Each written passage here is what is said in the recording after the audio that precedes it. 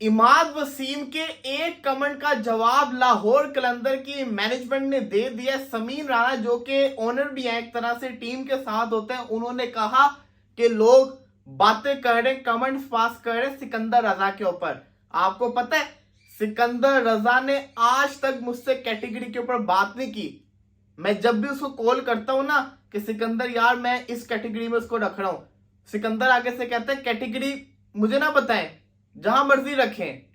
वो कहता है कि उसको सिर्फ लाहौर से खेलना है, बेशक उसको सिल्वर में रखो, बेशक उसको गोल्ड में रखो, डायमंड में रखो, उसको फर्क नहीं पड़ता। इमाद वसीम ने पिछले दिनों कहा था मनी कैन डू एनीथिंग, तो समीर राणा ने मनी कैन डू एनीथिंग के ऊपर जवाब दिया कि एक बंदा जिसको कैटेगरी से फर्क नहीं पड़ता। कैटेगरी का मतलब मैं आपको बता दूं, जितनी कम कैटेगरी होगी उतने कम पैसे होंगे। अगर सिकंदर रजा को पैसों की लालच हो तो वो ये ना कहे कि भाई मैं तो प्लेटिनम का प्लेयर हूं, मुझे प्लेटिनम में रखो। वो कह सकता है क्योंकि वो दुनिया का बहुत बड़ा T20 का प्लेयर है, लेकिन उसने आज तक ऐसी बात नहीं की। कभी वो डायमंड में जाता है, कभी वो गोल्ड के अंदर जाता है। तो यहाँ पे क्रेडिट बनता है और इमाद वसीम को कंट्रोल करना चाहिए, ऐसी बातें नहीं करनी चाहिए। इसी के साथ साथ समीर राणा ने एक और चीज बोली, लेकिन उससे पहले मोहम्मद रिजवान की आज बर्थडे है। मोहम्मद रिजवान ने पाकिस्तान को बड़ा अच्छा सर्व किया हुआ है। 8,331 इंटरनेशनल रन है। ICC player of the year भी बने हुए कैलेंडर ईयर के अंदर T20 के। इसी के साथ साथ मोस्ट जिसको कहते हैं ना fastest 3,000 run in T20 cricket इनके नाम है। पीएसएल भी इन्होंने जितवाई हुई है। तो मोहम्मद रिजवान को दिल की गहराइयों से सालगिरह मुबारक हो। इसी के साथ साथ समीर राणा ने कहा कि मैं फ्रेंचाइजीज के नाम नहीं ले रहा, लेकिन हमारे प्लेयर्स को तोड़ने की बड़ी कोशिश की जाती है, जो कि सही नहीं है। इस चीज को नहीं करना चाहिए, ऐसी इमेज खराब होती है। उन्होंने कहा कि इवन एक फ्रेंचाइज तो राशिद खान के पेरेंट्स तक चली गई, पेरेंट्स के थ्रू से प्रेशर दिलवा रही थी। तो राशिद की मुझे कॉल है कि ये फ्रेंचाइज ये ऐसे करे, मेरे घर तक चली गई है। मैंने उनको बोल दिया कि मेरा 3 साल का कॉन्ट्रैक्ट है, आप भी उनको आइए कह देना। तो अब आप सोचे राशिद खान के घर तक कौन सी फ्रेंचाइज जा सकती है? राशिद खान का घर किधर है? सोचिए जरा, इस चीज को सोचिए, कौन सी फ्रेंचाइज है जो राशिद खान को लेना चाहती है। इसी के साथ साथ कहते हैं हारिस रऊफ शाहीन अफरीदी को ब्लैंक चेक 3 साल की कप्तानी ऑफर की गई। इतना सब कुछ किया गया, लेकिन वो छोड़ते नहीं है क्योंकि लाहौर कलंदर के ट्रू जिसको कहते हैं ना वॉरियर्स हैं।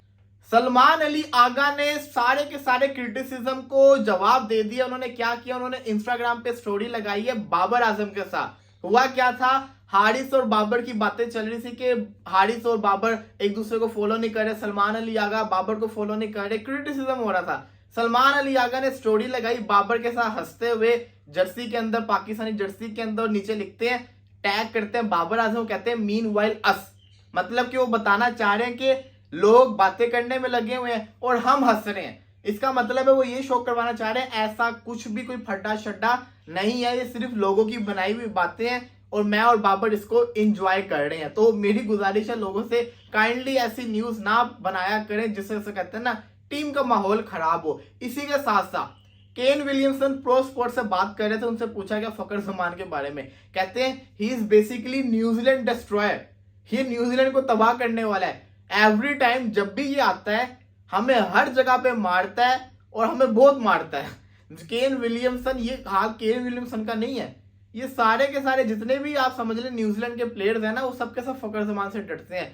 भाई जिस तरह विराट कोहली हमारे अगेंस्ट मारता है उस तरह फकर जमान न्यूजीलैंड को मारता है, बहुत मारता है, बहुत ज्यादा मारता है। और जब वो इजीली सेंचुरी तो आराम से इनके अगेंस्ट कर देता होता है। और फिर वर्ल्ड कप तो आप सबको जानते होंगे, वर्ल्ड कप में उसने क्या किया था 400 के चेस के अंदर। इसके अलावा विलियमसन से पूछा गया बाबर आजम के बारे में, कहते हैं फैंटास्टिक गाय है, मुझे जैसा कहते हैं ना प्लेयर बहुत अच्छा खेलता है और मैं बड़ा एडमायर करता हूं जब ये खेल रहा होता है। तो ये बाबर आजम की तारीफ कर रहे हैं केन विलियमसन, जिन्होंने हमेशा की। अब्दुल्ला शफीक के बारे में पूछा गया तो अब्दुल्ला शफीक की भी उन्होंने बड़ी तारीफें की।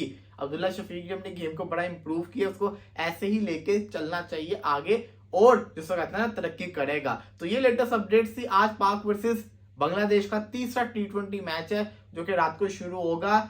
चेंजेस एक्सपेक्टेड है कि काफी सारे चेंजेस हमें देखने को मिल सकते हैं क्योंकि ये जो मैच होगा इसमें ट्राई किया जा सकता है कॉम्बिनेशन को। तो लेट्स सी, देखते हैं कि बॉलिंग के अंदर आपको चेंज नजर आ सकते हैं, नसीम शाह आ सकते हैं, इसी के साथ साथ दूसरे चेंजेस आपको नजर आ सकते हैं। तो लेट्स सी, देखते हैं कौन कौन से चेंजेस आज मैच के अंदर हमें देखने को मिलते हैं।